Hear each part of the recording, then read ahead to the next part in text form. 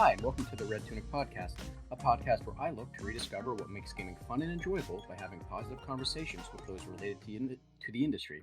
My name is Link, and today I'm joined by Tom Forsyth, GPU and CPU architecture at Intel, formerly Oculus VR, Valve VR, as well as a slew of other highly technical, low-level programming gigs, as well as a game developer at Monkeyfoot, where he worked on Urban Chaos, Startopia, and Blade 2. Hi, Tom. How are you doing today? Hey, I'm doing good. Good. Thanks. That's great to hear, Tom, and thank you so much for joining me today. For those that might not know who you are, or as well, for those that might not really understand what I said about you in the introduction, would you mind maybe telling us a little bit about yourself? Sure. So I started programming on a ZX Spectrum in 1982 at the age of 9, and immediately got the game hook, and pretty quickly realized, the nice thing about the ZX Spectrum was it came with BASIC. Right? You turned it on, and there was a programming language, and it was good enough that you could make simple games with it. And so very quickly I got both playing games and making games, simpler games. But I got that dual track thing going, and a lot of my peers at the time had the same thing. Um, there wasn't really much of a barrier between a developer and a person who played games. You could make your own. It's kind of interesting. So then stuck with it. Moved up to an Atari ST. Did a little bit of demo coding in the demo scene there, and then became a professional demo developer through university and after university. And I worked at a company called Muckyfoot in Guildford in Britain. Worked there for 4 years and was the engine programmer, the graphics engine programmer. One of I think there were four of us. Um, Shipped three games: Urban Chaos, Startopia, and Blade 2. And that was my first console experience as well. I shipped Urban Chaos on the Dreamcast, which was a lot of fun. Um, and then sadly, Muckyfoot went under, and so I uh, came across to America, um, and did some animation middleware, and for in various bizarre ways, ended up joining Intel to work on Larrabee, which was this sort of CPU GPU hybrid thing um, that was fascinating and um, my first big look into the world of designing hardware instead of software. Um, and that, I was in Intel for 5 years, I think.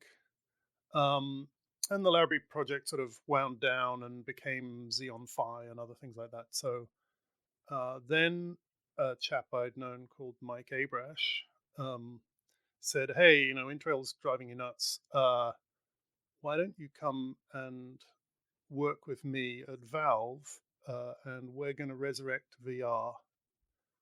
And so, well, there's only one answer to that. So I said yes and joined that. And then that led to Oculus VR, which when I joined, I was like employee 30 or something like that. It was a tiny, scrappy startup. And I thought, oh, yeah, this will be fun for, 6 months. And then we'll run out of money and I'll go and find a proper job. And then somehow that completely failed to happen. Instead, we were uh, given a lot of money to succeed. We got VR going again, which was really cool. And then sort of I ran out of technical problems to solve, and came back to Intel. And now I'm working on the Intel GPU and the future hardware there. So back to being a hardware person rather than a software person. A very weird, convoluted path. Don't try this at home, folks. But yeah, it's been a fun ride so far. Well, thank you so much for sharing that, and walking walking anyone through that. And I just want to, I mentioned before we started recording that what you do, the low level stuff of what you're doing is has always been a fascination to me. It's something I took interest in when I was younger. Was not something I felt I was cut out for. Uh, Probably very accurately not cut out for, in the truth of it. And it's just I have the absolute utmost respect for you and people like you that are doing all of that stuff that's very much in the background that no one really fully understands, I guess, or like the general populace doesn't really fully understand.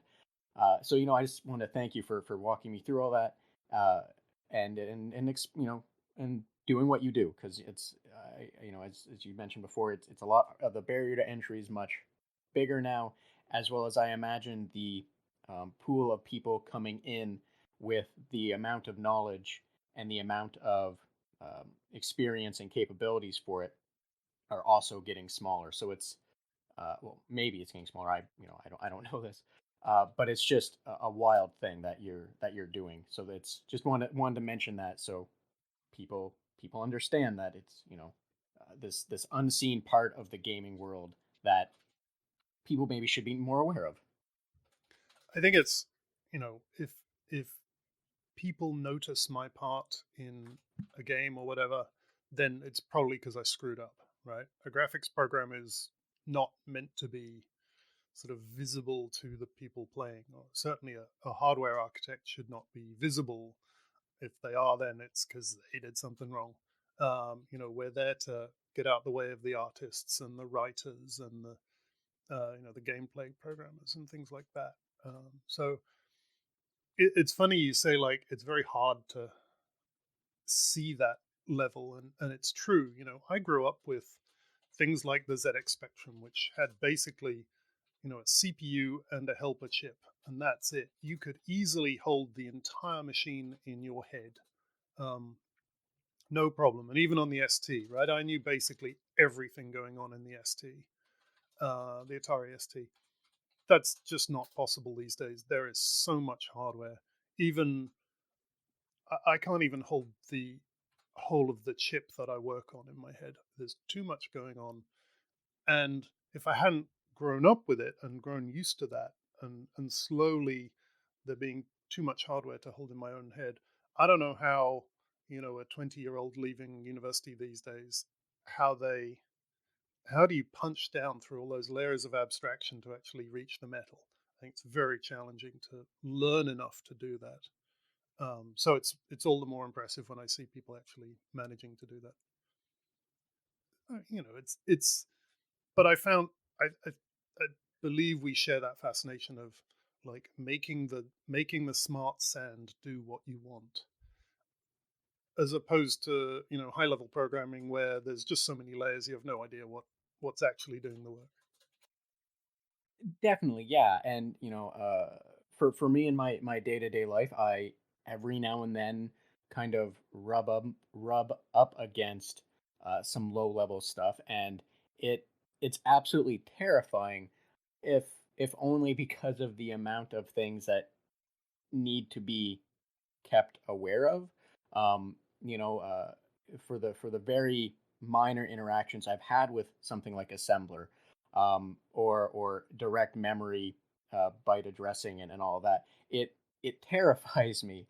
And just thinking of people that are able to handle that kind of stuff much easier, or at all, really, it's always just a point of awe for me, just because, like I said, I personally can't cut it that low, and it's just nothing but respect and awe for those that can. Yeah, in a sense, it goes the other way. From where I am, if I look up at the rest of the things that are running on top, you can't really see all of that. You can't hold all that in your head. So it's just immense complexity, right? And so you sort of like, well, I don't know what they're doing, but hey, they told me to do this thing. I'll go and do it. Um, in a sense, right? I get these draw calls from the application. And I don't really understand why they're doing this, but clearly it produces the right picture on the screen. So yeah, so it goes both ways. And exactly, I can definitely understand what you're saying there because it's kind of like doing making a building, right? Like the foundation has to be there, the beams have to be there, the walls have to be there, the framing for the wall, like just the everything has to work cohesively.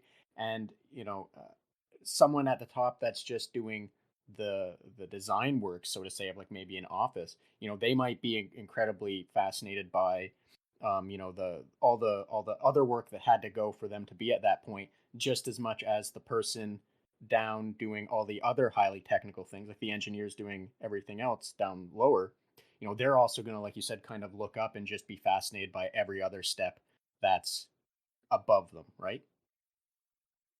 Yeah, and and part of that is why when I when I program things for my hobby, I actually avoid, like, I don't do graphics programming as a hobby because I do that at work. So for a hobby, I write games, very high level games, because it's something I don't get to do in my day job, is write all that logic and all that high level, visible stuff.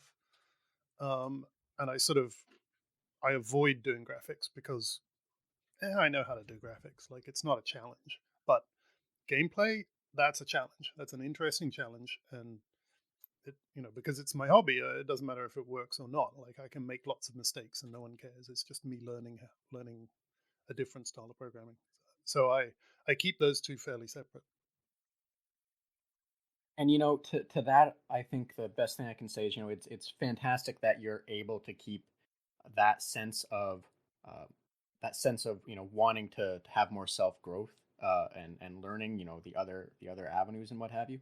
I think that's a fantastic attitude to have in general, to always be willing and wanting to learn more. I like being good at stuff, and I like finding new things to be good at. Hmm. Also a very fair and nice aspiration to have. I can relate to that on certain degrees. Um, so yeah, it's great to hear that that's you have that driving force. So Tom, you did kind of, I think you kind of implicitly talked about how you got into developing, and where you've been, and everything. Um, and I think you jokingly advised people not to take a similar path. But based on you're starting with the ZX Spectrum and working to the Atari, and then making working on games engines and everything all the way up to helping re what's the word I'm looking for? Bringing VR back in, and back to Intel, working at low level GPU and CPU core architectures again. Based on all of your experience, is there any advice you have for those that might also want to maybe get into any of those certain areas? I mean, the I think the route into all of them is very similar, which is don't try to aim too hard at a target. Um, I have this joke that if at any point in my life you'd asked me, "Hey, what do you see yourself doing in 5 years' time?" Whatever answer I'd have given you would have been reasonable, but also completely wrong. And, and if you told me what I'd be doing in 5 years' time, I would have laughed at you. It's like, what are you talking about? I'm not a hardware guy. I don't design instruction sets. 5 years later, hey, there I am designing instruction sets. What are you talking about? VR's dead. Leave it alone. It's not coming back. 5 years later, oh hey, we launched DK2 at GDC. It's very weird the way life takes you. But it's always good to have a plan. Just if something else comes up and you just do it. You learn stuff. You have to be prepared to learn stuff. You have to. What's the phrase I like? Um, forgotten which general it was. It was plans are worthless, but planning is invaluable, and I think that's very useful. Oh, you need to be planning. You need to be thinking ahead. Just don't think that any of your plans will actually happen, um, because something comes up and you go, like, "Oh, hey, that looks cooler. Let's do that instead." Um, yeah, but but being prepared for, like, okay, what is going to happen in 5 years? I don't know. Oh, I'll need this skill. Well, let's go see if I'm any good at it. Maybe you discover you're not very good at it. Well, now you know something as well. You can pick something else to be good at. I think that's. But having a rigid plan is it's too inflexible. So thank you very much for that advice, because that's wonderful advice. I wanna say, just because it's really true that a lot of people um, will be meticulous planners and have the inflexibility that when something else comes up, that it fails, it throws their, like you said, it throws their 5-year plan off, or their what have you, their roadmap or whatnot, and everything suddenly goes south because they expected A to happen, and instead it's E that happens. So far removed from any of their perceived scenarios that you don't know what to do.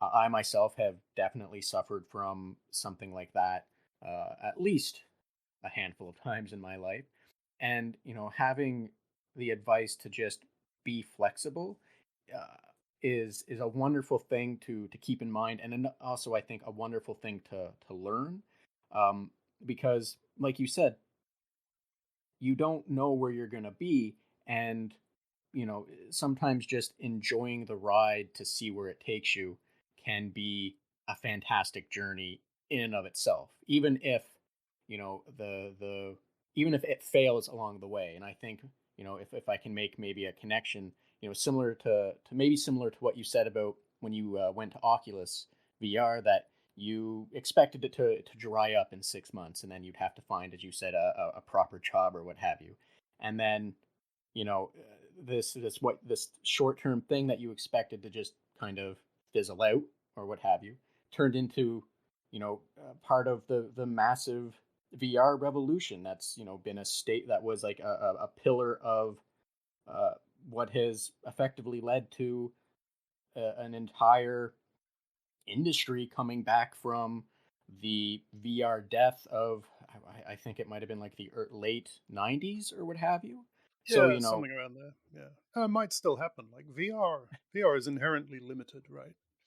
The rest of the world is, gaming is getting more and more casual, more and more sort of fragmented. And VR is the exact opposite of that, right? You put that headset on, you ain't doing nothing else. You are that game had better involve you very deeply because you can't stroke the cat, you can't drink a coffee, right? So it's sort of the exact opposite of the trend that's going on. So we'll see how it fares. I think that's a really interesting challenge for it.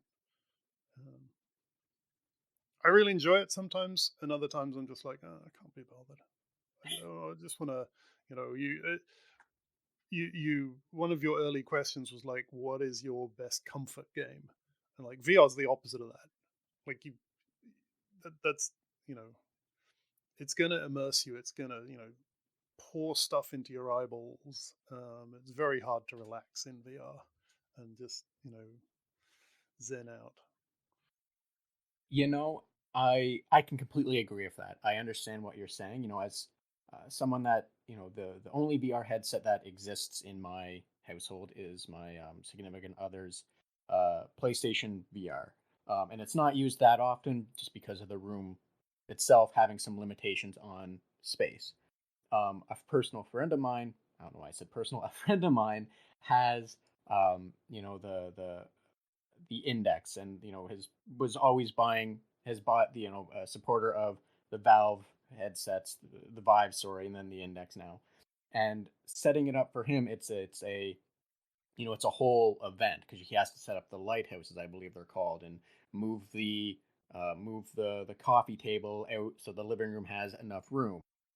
And all of this kind of process to play it, and then you get into it, and as you said, you're it's feeding into your eyes, and you have to be present. It's not something you can do to, as you said, to zen out. At least a lot of the projects that are out there might not be that as the target. And it's can be both physically and mentally demanding. So I understand what you're saying, and I personally hope that we get to see more of VR as a whole, if only because I I don't think it's at its peak yet. Like, I don't think we've seen all it can deliver, and I hope it can survive long enough so that we can actually see everything that it's able to do, and not die too young, if that makes sense. Yeah, no, it's definitely an amazing medium, um, and yeah, we'll see how many people want that intense experience versus want to play Candy Crush on their phones. Uh, Fascinated to find out. Yeah, exactly. And only the future can tell us. Now, And one interesting thing there, like I've I've heard a lot of moaning about. Well, so there's this old joke that the PC gaming industry is dead and has been for 20 years or maybe 30 years. From the first time we had games on the PC, people said, "Oh, consoles are going to kill them," and then and they've been saying that for a long time. And the interesting thing to me is, so at no point was the PC gaming industry actually shrinking. People going and buying consoles were either playing both, or they were people who simply weren't gamers before. So most of the console sales were new people.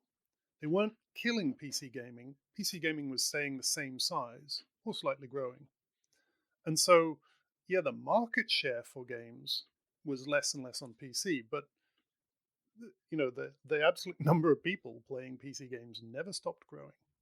And of course, now we all acknowledge like PC gaming is this huge thing, and of course, like you can't possibly ignore it. And many times it's totally fine to be the first platform you launch on, and then maybe you do the port back to the consoles later. Um, and so maybe VR is like that, right? You look at the number of people playing VR games on Steam or whatever, and it looks like a tiny number. I don't know what it is, a couple of percent.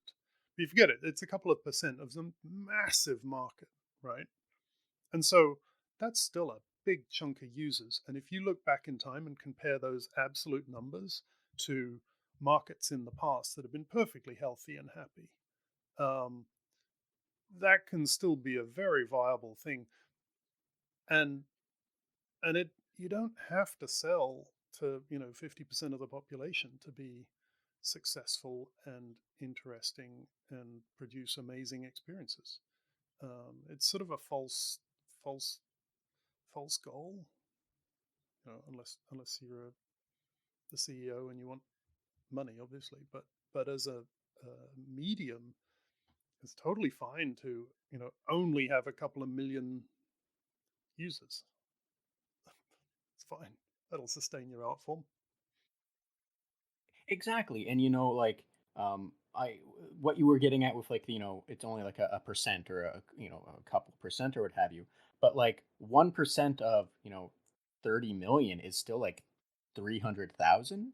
And speaking in like those, no, I believe it's 300,000. I'm not a math person, but like, that's there are new game launches that don't even hit that number, and that's considered a healthy launch, or a healthy year over year kind of growth or what have you.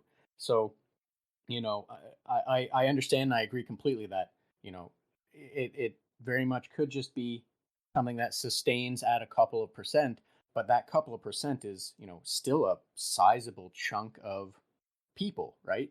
So I yeah, I think that's an apt way to compare it to PC gaming when consoles first came out, and the sustainability, and maybe that's the same path that VR gets, right? Yep. Yep. So you mentioned something well discussing VR, that it's more or less, the paraphrasing, but like how stressful it can be, or how um, unrelaxing it could be.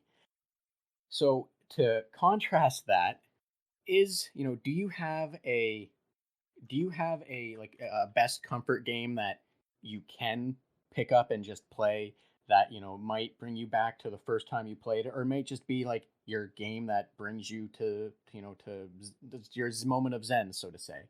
Like, do you have one of those? And if you do, would you mind talking about it?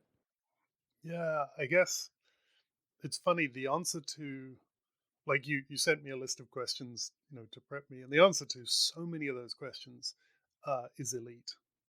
Um, so Elite is the game that made me want to be a 3D programmer back in 1984, and I played it on the BBC Micro, and I played the Spectrum version as well. And so Elite is this was this amazing game. It was 3D graphics on an 8-bit machine, and you flew a spacecraft through a massive galaxy, and you could trade, and you could bounty hunt, and you could be a pirate, and you could fight off aliens. And it just was this amazing game that you could just, the scope was insanely huge for the time. And I played it for many hours on the Spectrum, and the BBC version at school where we had BBC micros. And I played the successors, Frontier and Frontier Two, and now there's the new Elite Dangerous, which I've been playing for, well, I think it's 5 years old now, um, and it's continually updated, and it's an MMO of sorts in that there's you know loads of people playing, but it's also because you're so spread out along the galaxy, you rarely see other people unless you decide you want to meet up with other people.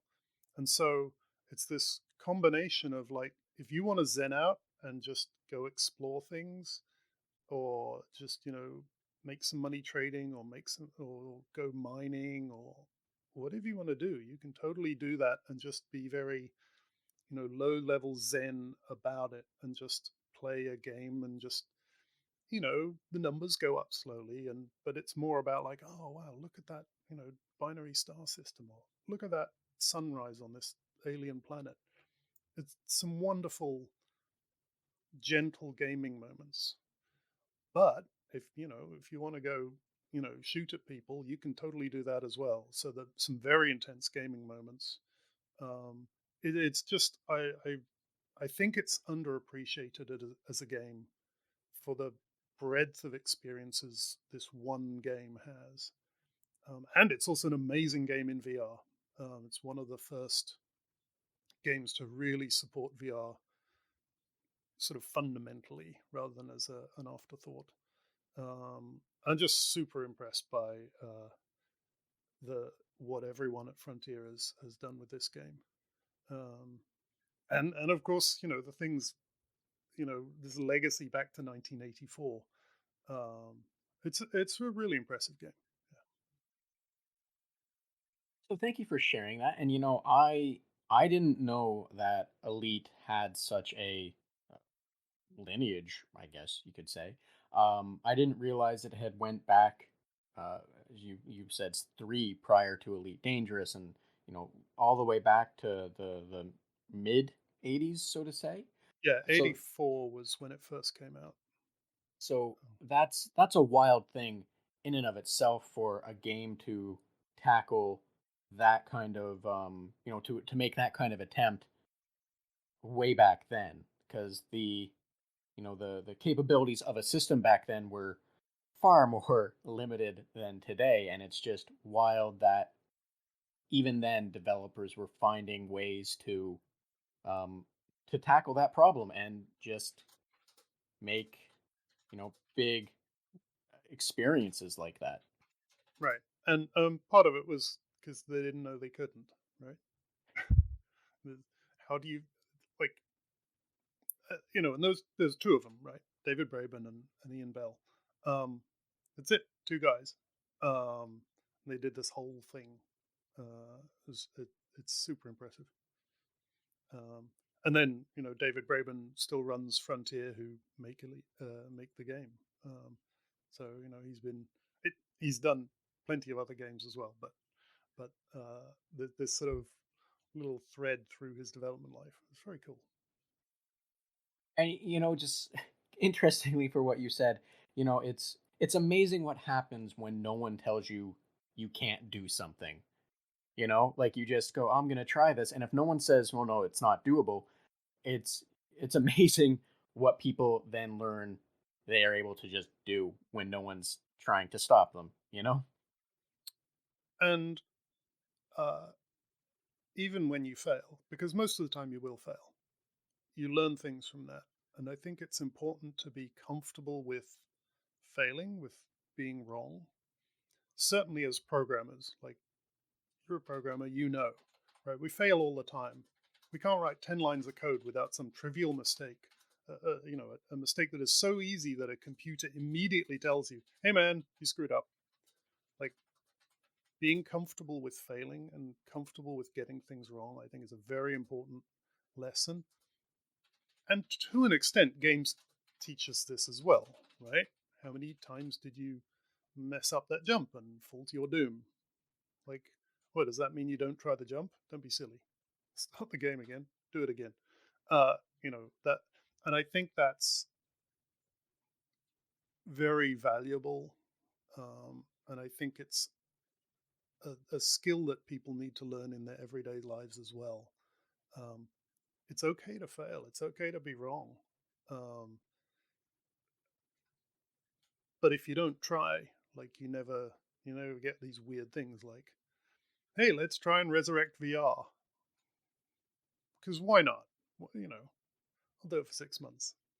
We'll, we'll, we'll screw something up. It'll fail. Whatever. Do something else. Oh look, whoops, we accidentally succeeded. you, you know uh, again, that's thank you, because what you just gave there is also wonderful advice. Don't be afraid to fail, and because you never know where that potential failure is going to lead. And you're absolutely correct. You always learn something, and in failure, sometimes you learn what doesn't work. And me personally, I have spent the last week failing to do something, only to rediscover why something doesn't work, how it doesn't work, how to work around it, how to make it work. So it's you can look at things that you've done that are failing, and you can think to yourself, oh well, I failed so much.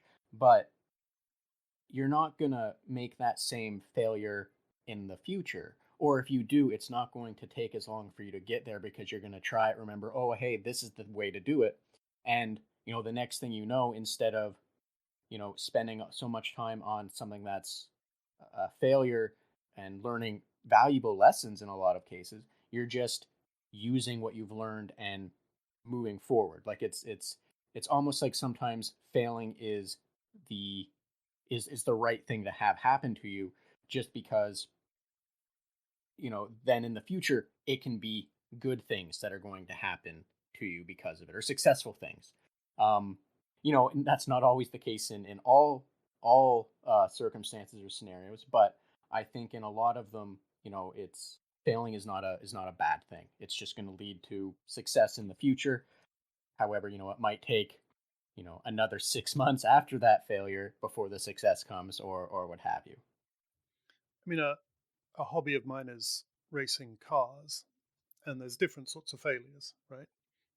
You want to finish the race, you want to not hit anything, but will you win the race? I don't think I've ever won a race, um, because there can be only one winner, right? So all of us lined up at the start, only one guy's going to win. The rest of you will, quotes, fail. But uh, but just because we're doomed to most of us fail, we still line up at the start and go for it. And and both of those qualities are important. Um, and like it's enormous fun, and you learn things, and I like refining that ability to race. Maybe one day I will win a race, but I haven't yet. Does it matter? No. What's important is you try, and and again, being comfortable with failing. The guy got me on the line. All right, you won't get me next time. Uh, uh, you know, there's only one way to learn that. Exactly, exactly. And similar, I don't want to say similar to racing, but for racing, I also imagine, well, you might not win the race, so you fail in that regard. Coming out safe and without any damage to your vehicle, I that's a huge success, right? So, like I said, even in failure there can be successes, right? Right. And I won't stretch that analogy too hard, but just the fact that it's guaranteed that if 10 people start the race, nine are going to fail at least, and that's okay. Exactly.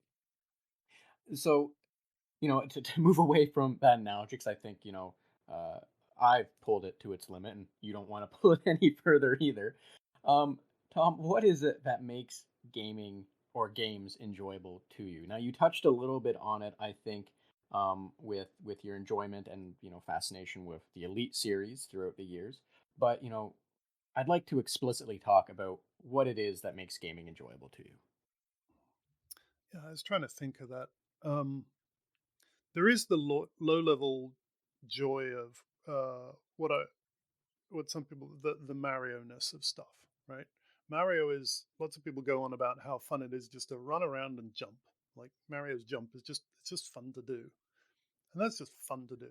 And I sometimes that's all you need, right? You don't even have to have a purpose. Like I've been playing a lot of Subnautica recently, and just swimming around and looking at stuff. You set off with a goal, and then halfway through, I just go, oh, what's in this cave? And you're just swimming around and looking at stuff and picking up stuff, and it's just a fun game, and it's a wonderful game for that sort of aimless, like just looking at stuff. I don't know how to explain it, but go play Subnautica. It's really fun for that sort of thing, um, and that's important. Uh, but the thing I really enjoy about a game, the reason I feel like yeah that was a great game, um, is it has like complex systems in it, and then learning how those systems interact. Um, and in Elite, it's the space flight systems, and it's the system of the sort of economic systems of the galaxy and how those interact and stuff. That's fascinating to me. Um, or my other sort of favorite genre is I don't know, I call them dwarf fortresses, right? Because they're all variants on dwarf fortress, usually simplified a lot because dwarf fortress is insanely complex. Um, but that idea of running little people around in a world and building stuff, again, intensely systems driven, right? The whole game is about how all these different systems interact and how you manipulate them and the places you can't manipulate them, right?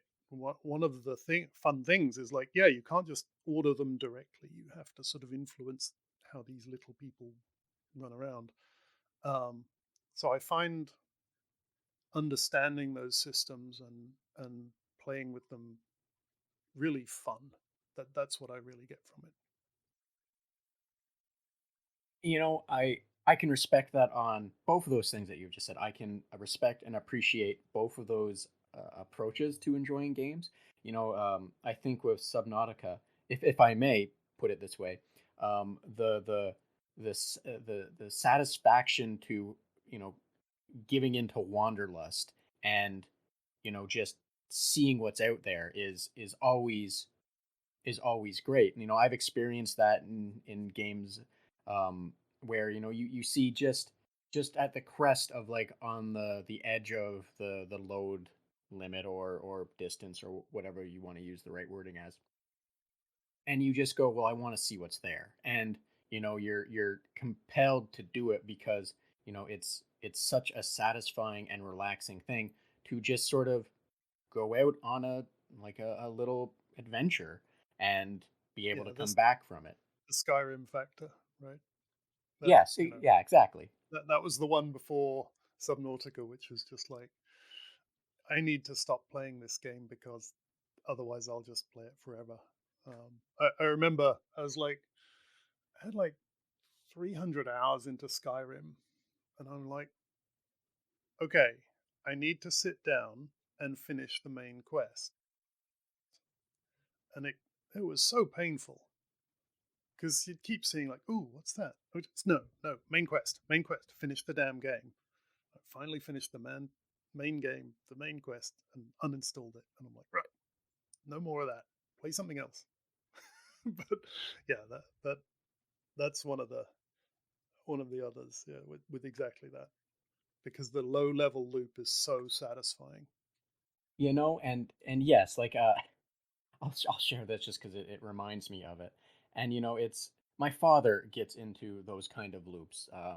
For example, he got really hooked into Skyrim, and before that it was Fallout New Vegas, and before that was Fallout 3, and then in between there was Fallout 4 and Prey, and you know uh, the other 5 versions of Skyrim that Bethesda has put out there. And for me, it's always been a constant struggle to try and give him a different piece of candy. Not because I want to stifle his enjoyment of the current Skyrim Factor game, but because there's so many other games that are just as satisfying, and for me I want him to experience all of those other satisfying games, Yeah, if absolutely that that. makes sense. Absolutely that. And I have to force myself to like, no, finish this game, see the end content, get the story that the nice designer made for you, experience that, and then play a different game because there's new stuff out there. Like, it took me ages to start playing Subnautica, and I can't remember what I was playing instead of it. And I finally decided, like, no, stop, go play something else. And I was like, oh, I had this thing Subnautica on my, I bought it ages ago. Let's give it a go. And you're like, oh man, I should have played this ages ago. Why didn't I play this before? um, so yeah, exactly that. The loops are really compelling, but you do have to remind yourself, hey, other games have the same loop. Go find them. Yep. Exactly. And I just because this is amusing to me, and I feel it might be amusing to you based on what you've just described. For my In my father's case, he has spent, just because I had to go and double check this, I wanted to be sure, he has spent some 500 and, let's say, 20, 30 hours on Skyrim across all of the Skyrims. Not once has he actually beat the main quest because he gets incredibly distracted by everything that's not that main quest. And I fear for the day that he goes back to it, because it means I have ran out of candy to throw at him. Not because I don't want him to experience the whole thing, only because I know he's going to be wrapped up for another 100 or so hours and not finish that main quest yet again. Yeah. So I just checked. So I have 177 hours in Skyrim, and I'm pretty sure that's 150 hours of just screwing around doing side quests, and then yeah, about 20 hours actually just sitting down and saying no, finish the game. And it's not that long if you just power through it, but boy, the determination to like, no, don't, no, I know he's just given you a quest, put it down, go focus.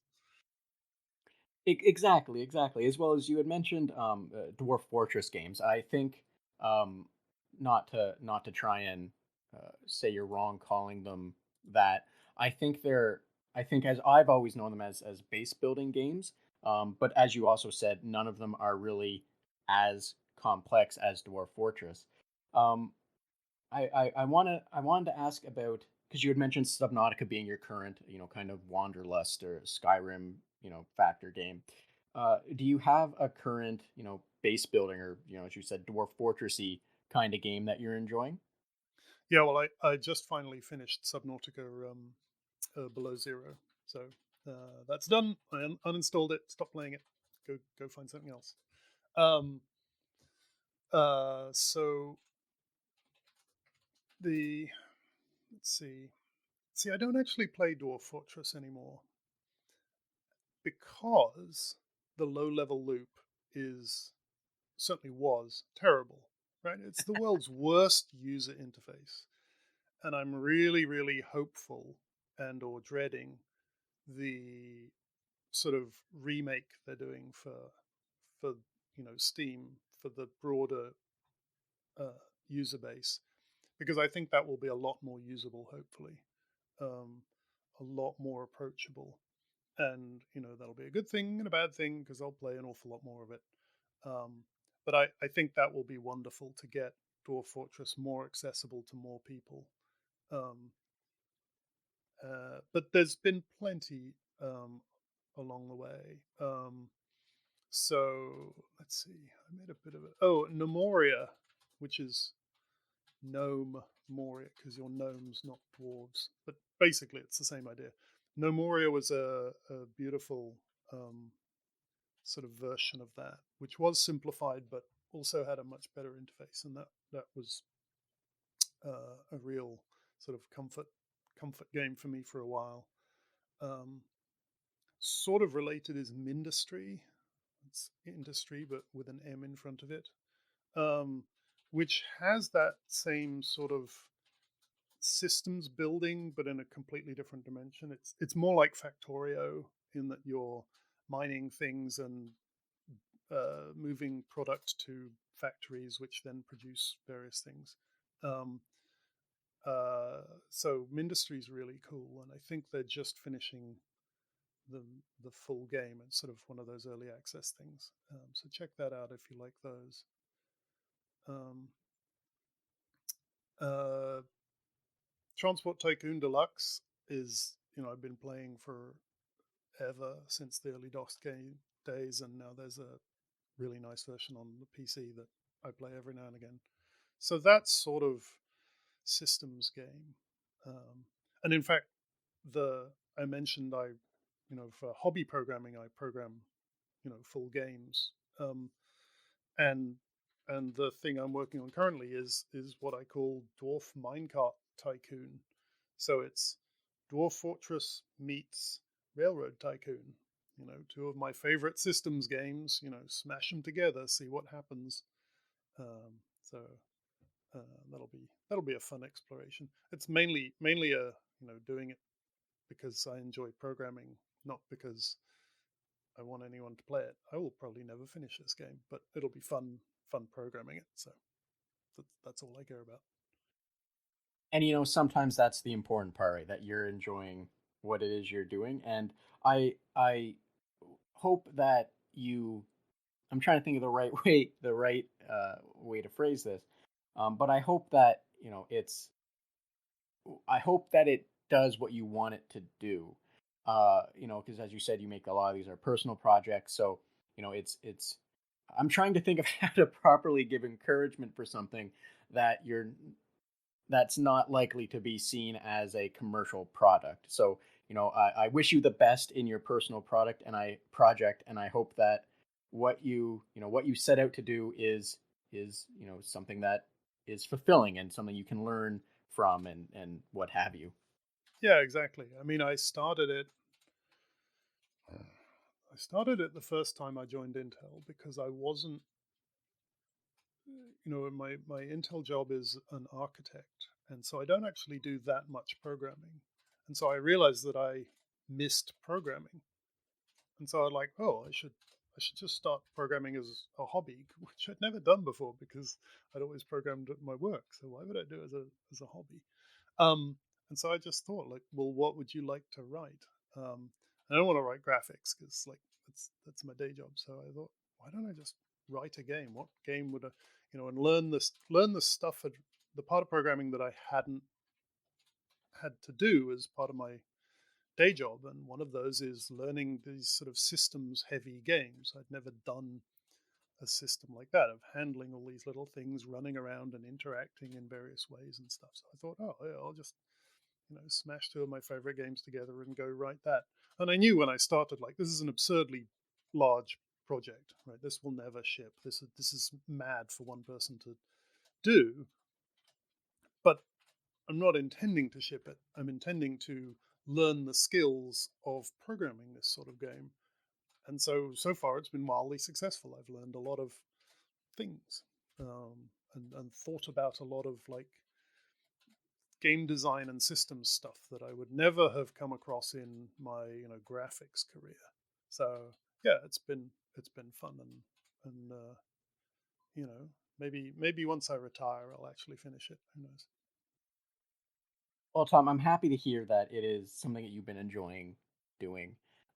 Just because it sounds like a very interesting approach. The whole uh, the whole putting together of a base builder Dwarf Fortress like game and a railroad tycoon system. That's very interesting, and I hope that it's as fulfilling as it sounds like it has been for you. Um, Now, I do want to ask this just because it's for those that are aware of what Dwarf Fortress is. For those that aren't, it is as you kind of touched on, an insanely systems driven game. I think the best way that I've described it to people that don't know what it is it's similar to The Sims with all of the sim. If you but instead of it being a household of Sims of 4, 5, 6, it is a mountain fortress of like 100 plus Sims, all with free will on, and you kind of just herd them in a direction and hope that they do the thing that you want them to do, all while their own individual needs, like the Sims characters, are dwindling and being fulfilled, and sometimes having them go crazy and do things like flood, the 9 levels of your fortress that goes down and take your fortress from 300 dwarfs to 4 because one crazy dwarf has now decided to drown everyone. Um, so because I myself love hearing about some of these crazy things, and I from my brief stint in paying attention to the Dwarf Fortress community, it's always seemed to people love to share some of their stories. I was wondering if you had a Dwarf Fortress story or just a base building story that you found particularly enjoyable that you've got to watch unfold firsthand that you'd like to share. Yeah, um I think I got um I the that side of Dwarf Fortress actually is not quite as appealing, like the Simsy side of observing the stories that your little peeps generate for themselves. I actually found that kind of irritating, um, and not as compelling. And some people love that, and it wasn't. I know some people love. It's like making your own soap opera or something, um, and it just wasn't what I wanted in a game. Um, I like being active in a game, and that's more passive, and sort of that dual mode in a game is didn't really appeal. Now, dealing with the frustration of you wanting to do something and they're not doing it because they're throwing a temper tantrum or they're afraid of going outside, that's an interesting challenge.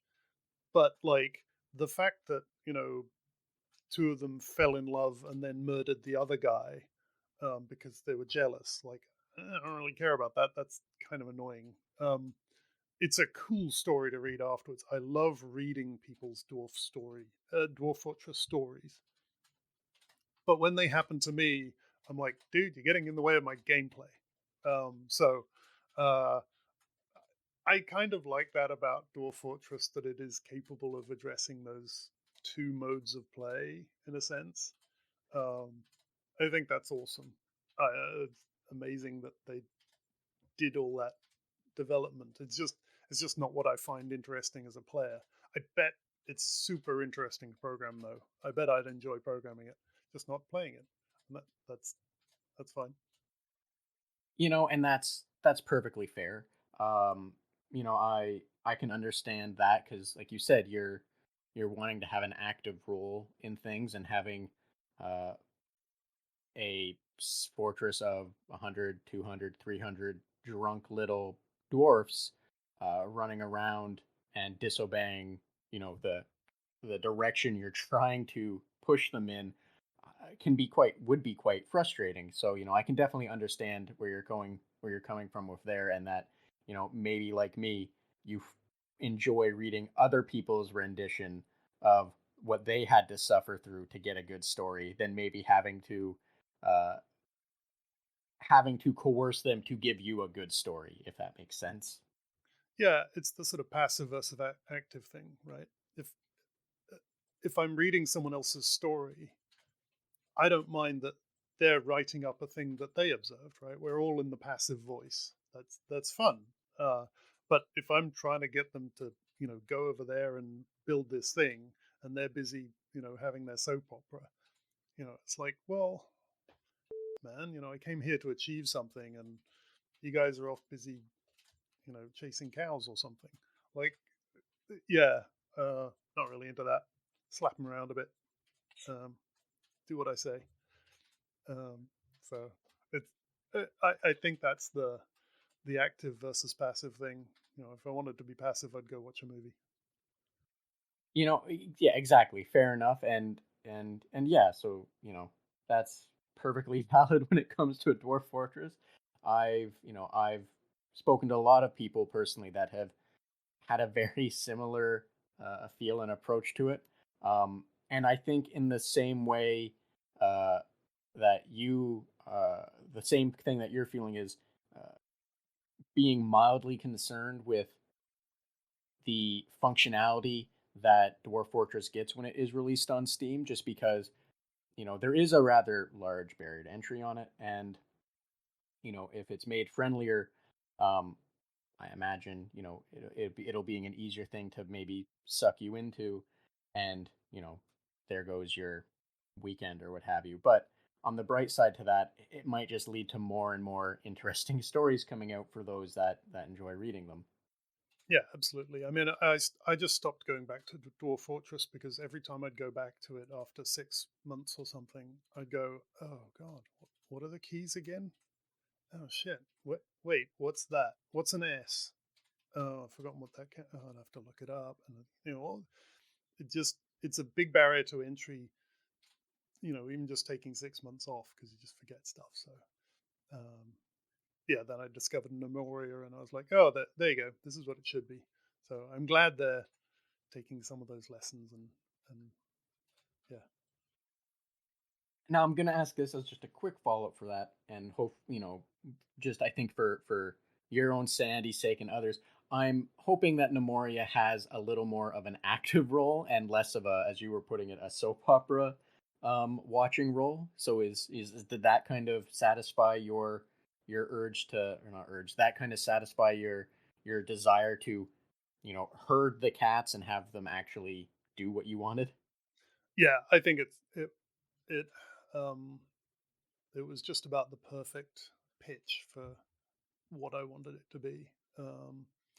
And they mostly do what you tell them, um, but they also get on with their lives, and you have to keep them happy and stuff like that. But they don't, like decide that three of them are going to gang up on another three of them and beat the crap out of each other for no apparent reason, and then you have to figure out why. Oh, because they decided to worship this other god. Are you kidding me? What is going on? There's it doesn't have any of that ridiculously, which is hilarious to read about in other stories, but when you're the one sitting at the keyboard, it must drive people nuts. So yeah, sadly, Nemoria never quite got finished. Um, so there's no sort of end game, which is slightly frustrating. Um, I think it's still out there. It was on Steam. I assume it's still for sale. So you can, but just beware that they sort of went, all right, we're done. So it never quite got finished. Still a lot of fun, but yeah, Well, thank you for that. That's a very a good thing to be aware of, as well as just knowing that if you're okay with there not being a fully fleshed out or complete um, end game, so to say, that it is a little more relaxed and a little more um, what's the word I'm looking for? A little more active player friendly instead of passive player friendly. yeah, yeah. Now, Tom, I don't want to take up too much more of your time. It's Not at all. it's. This I is am fun. very grateful for your time today. But it's Friday. I want to let you get on with your day and enjoy your weekend.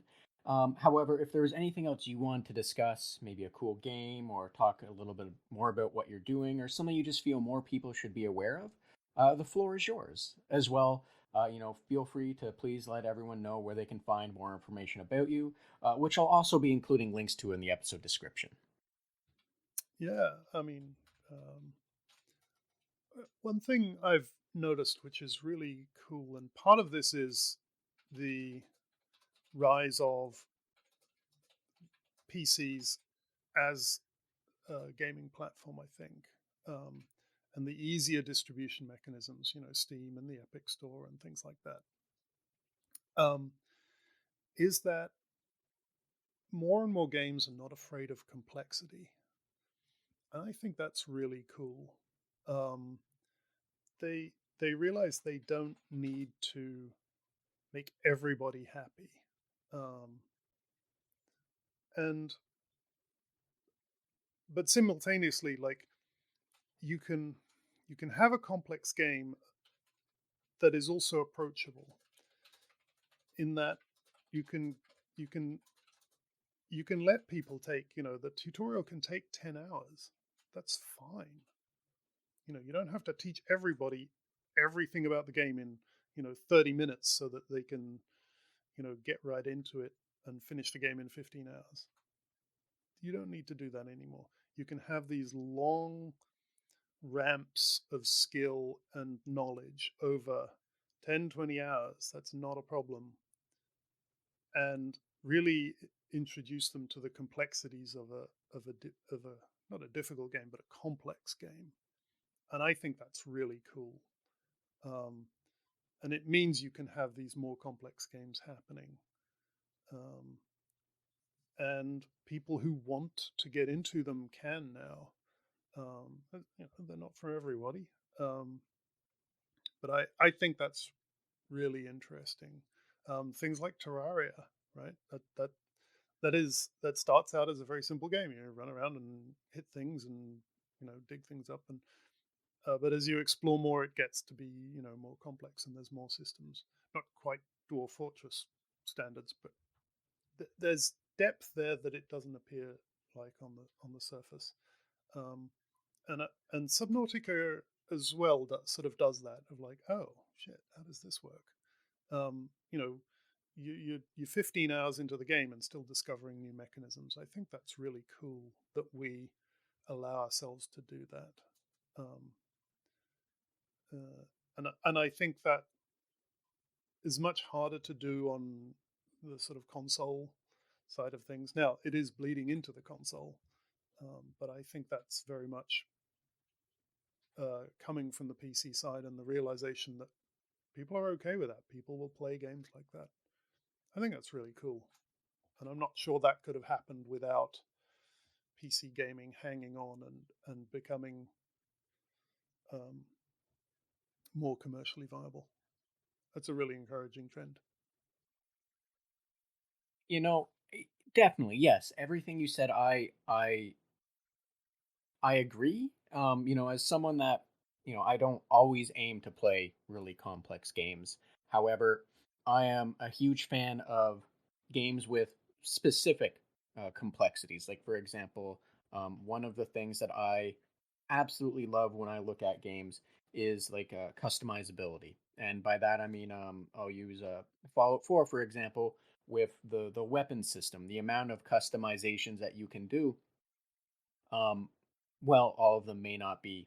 visible or um, graphical kind of customizations, um, I'm always a fan of complexities being introduced, and specific ones like customization. And I agree that it's nice to see more games embracing the fact that they are able to have said complexities on a much larger scale.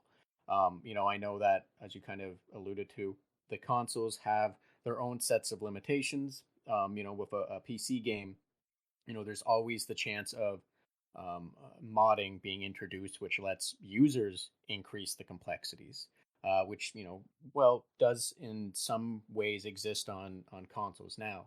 But I agree that it's nice that more games are embracing having these complex systems that lead to all sorts of um, lead to these new things that are just going to increase the amount of playability and enjoyability as users to kind of make a Terraria reference, as they dig deeper in the game itself, they're going to learn more. As Subnautica, if you explore more, you're going to learn that there's more to do.